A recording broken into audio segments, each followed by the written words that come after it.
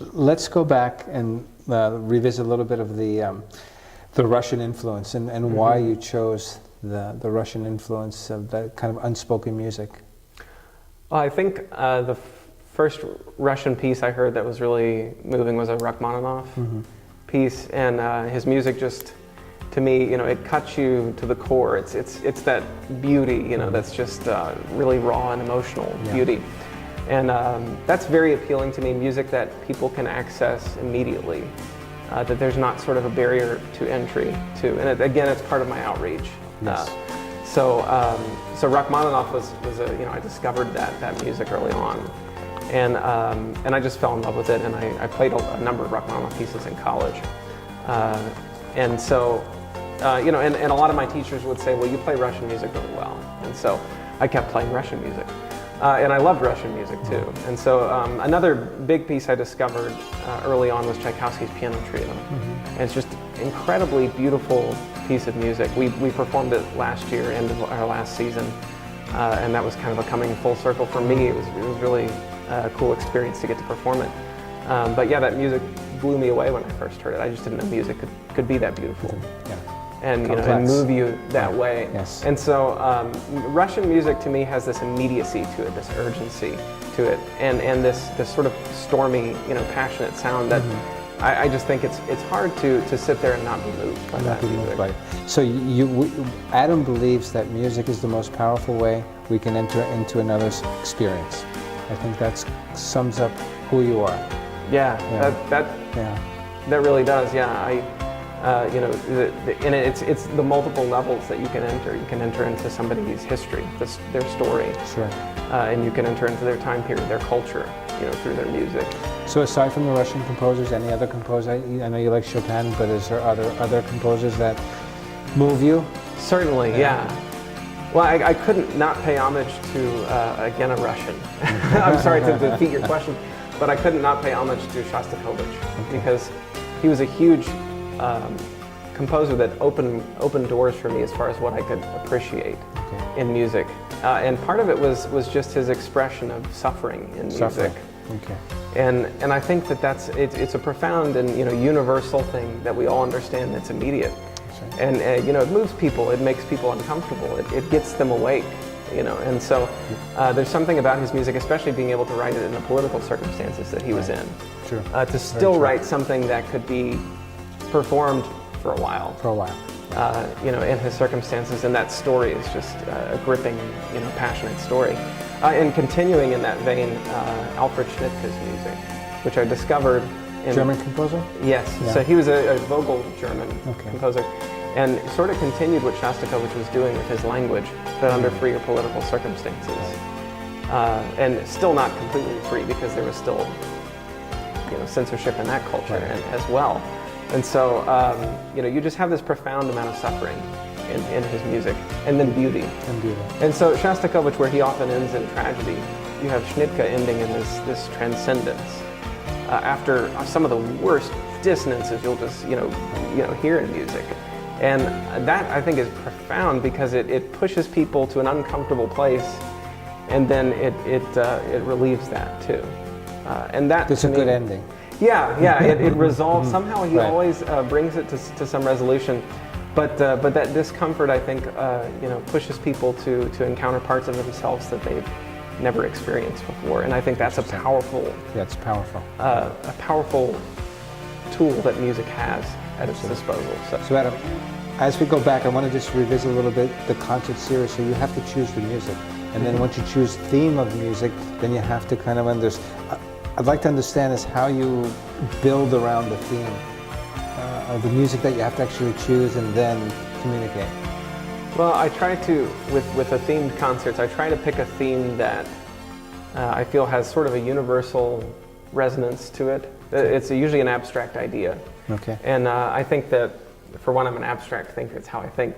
But I think that abstraction has an ability to resonate with a lot of people that way. On many different levels. Right? Yeah, on many different levels, and so people can come at it from many different ways, and actually, because of that, I try to pick music when I'm picking the pieces, for one, that fit the theme, but can fit it in different ways. And so, you know, if sometimes it's one big theme that encompasses, a few pieces, even that's simpler enough. So we did Death and Transcendence was the last concert of the last season. You go out with a bang. Death. Right. What can you say after death? So we did Tchaikovsky's Piano Trio, which ends in a funeral march. It's this tragic piece, beautiful piece, and then it's tragic. And then after that, we paired it with Beethoven's late string quartet, which is this, his prayer of thanksgiving to God, that he recovered from his illness. And so I think that's a profound, theme to explore, which I think is, it's universal. I think everybody gets it. It can be a little uncomfortable, but I think that also can be a draw for people because, how often do we get to sit and reflect on these deep ideas? That's right. So and then do it through music. Right? Yeah, and music is, I think, that way of doing that. So, and then you sort of have to fit the theme of the concert into the larger theme of the season, which becomes yet another challenge, yet another usually abstraction. But I've gone both ways about it. I've gone from the repertoire to the concert to the season and then backwards. Then backwards, right. Yeah, I picked World Journeys. So sometimes you start here and you end there and then back. Right, sure. Yeah, and sometimes I have to fill in gaps along the way. Right. And so, we did World Journeys was a concert season because I had just read that Houston was one of the most multicultural cities in the nation. I was reading that, And I found that fascinating. And it's true because I went to college in Oklahoma, as we talked about. And there you don't see all kinds of cultures. You don't get to hear people from speaking different languages. And so coming back to Houston, I was just again immersed in these different cultures, and it's wonderful to me. So we did that whole season dedicated around to that.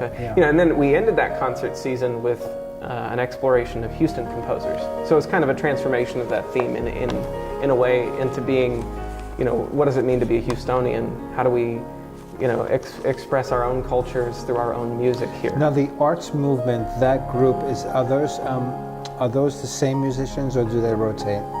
They are the same rotating musicians. Yeah. So it's a little bit of both. They, I have them all involved, and we form quintets, we form trios as needed. And like you said, everyone's busy. And everyone's busy. We have a few that I've played with. Coney and Laura were the first two musicians I played with when I came down here, and we do a lot of trios together. And so occasionally we'll mix that up and change that up depending on the pieces and what people are interested in too. Now let's talk about the marketing part of this, because that's a whole other side of it. We touched on that a little bit. Yeah. So that's got to be a challenge for you as well, because it is. You got to think about the creative side, and then you got to say, okay, now we've got to get got to get people to. It's a challenge. It is a challenge. It's something I don't like to think about that often, but I try to think about it in terms of what resonates with people. Again, so if you hear about death and transcendence, that's something everybody can relate to.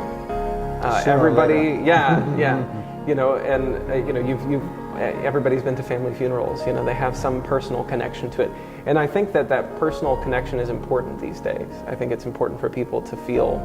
It's so easy not to be connected, right? Yes. Yeah. Despite the fact that we're sending this out to the internet, the world, so to speak, it's really challenging for people to find connection. And so connectedness is kind of an underlying theme for a lot of my concerts and seasons. Is how do you connect ideas, artwork, music. So let's say a younger musician that's breaking in or trying to take the journey along the path of what you're doing as well.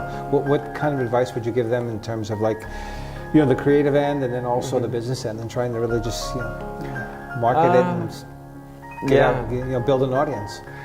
I would say it's important to connect with individuals. I think that's a big part of it too. I think it's easy to think of just putting yourself out there on the media and social media and all those things, and they're wonderful tools because I have had a number of people come up and say, "Oh, we discovered you on Culture Map. We heard, saw you on the arts calendars online," which are important.